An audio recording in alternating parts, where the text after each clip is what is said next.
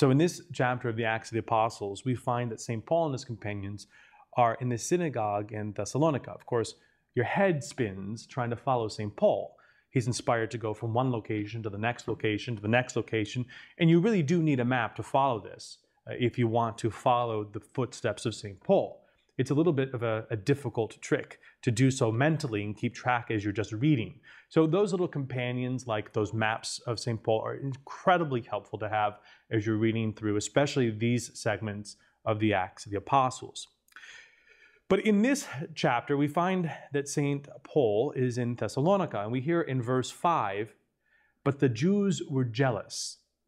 So he was in a synagogue, and he was preaching and teaching. He is an educated Pharisee. He knows the Old Testament like the back of his hand.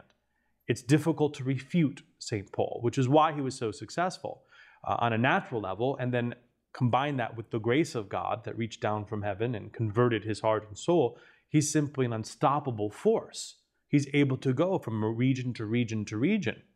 And he's incredibly successful with the Jews and even more so with the Gentiles. There are all sorts of obstacles he's running into with the Jews themselves.